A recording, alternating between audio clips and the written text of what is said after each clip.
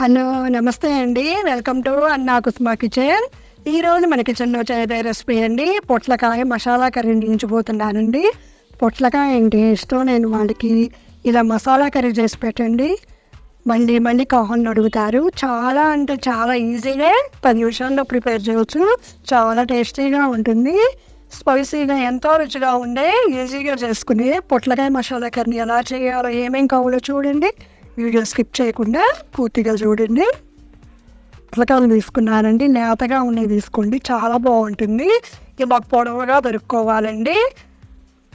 సన్ని తీసేసి ముక్కల వరకు తరిగి పెట్టుకోండి. ఒక మిక్సీ జార్లో ఉల్లిపాయ ఒకటి, పచ్చి కొబ్బరి అనేది మిక్సీ పెట్టుకోవాలండి.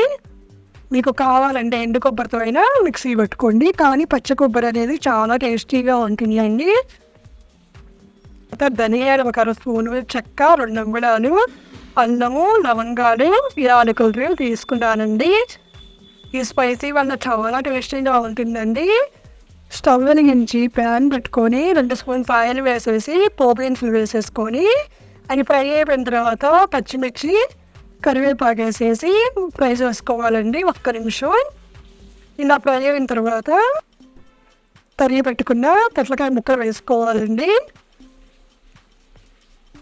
చూడండి ఎలా వేసాను. ఇలా వేసిన తర్వాత కొంచెం పసుపు, ఉప్పు వేసేసి సాల్ట్ వేసారండి. ఇదంతా మిక్స్ అయ్యేటట్లుగా కలుపుకోవాలండి. మీడియం ఫ్లేమ్లో పెట్టుకొని చేసుకోండి. ఇలా మిక్స్ చేసిన తర్వాత కొంచెం వాటర్ చల్లుకోండి. ఇలా చల్లేసేసుకొని మూత పెట్టుకొని మట్టించుకోండి. మధ్యలో చూస్తూ ఉండండి. చాలా త్వరగా అయిపోతుందండి. చూడండి, మిగతా ఇంగ్రీడియంట్స్ కూడా వేసేసి మసాలాను మిక్సీ పట్టుకుంటున్నానండి. ఇంత కచ్చా పచ్చగా కాకుండా మరీ మెత్తగా కాకుండా కొంచెం మెత్తగానే ఉండాలండి. ఇప్పుడు మిగతా కూడా ఇలా పెట్టేసుకొని అవసరాన్ని బట్టి ఉప్పు, కారం వేసేసుకొని కావాలంటే కొంచెం వాటర్ కూడా వేసుకోవచ్చండి. ఇలా మిక్సీ వేసేసి చూడండి, మధ్యలో ఇలా చూస్తూ ఉండాలండి. ఎందుకంటే మనం నీళ్ళు తక్కువ పోసాం కాబట్టి అడుగంటే అవకాశం ఉందండి. ఇలా ఒకసారి మిక్స్ చేసుకోండి, నూనె పెట్టుకొని దగ్గరుండి చూసుకోండి. ఇప్పుడు చూడండి, ముక్కలు కూడా కుక్ అయిపోయినాయి. లేతాయి కాబట్టి చాలా త్వరగా అయిపోయిందండి. ఇలా మిక్సీ పెట్టుకున్న మిశ్రమాన్ని వేసుకోవాలండి.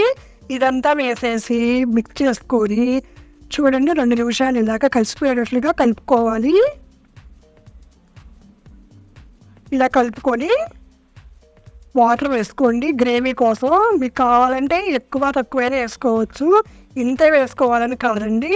ఇదంతా కూడా మిక్స్ చేసేసి మూత పెట్టుకొని మగ్గించుకోవాలండి. ఎంత త్వరగా అయిపోతుందోనండి ఈ మసాలా గ్రేవీ కర్రీ. ఈ మసాలా గ్రేవీ అనేది ఒక రైస్లోకే కాదండి, రోటీ, చపాతీ, పుల్కా, నాన్స్లో కూడా చాలా బాగుంటుందండి. చూడండి, వాటర్ అంతా కూడా దగ్గరకు వచ్చాయి.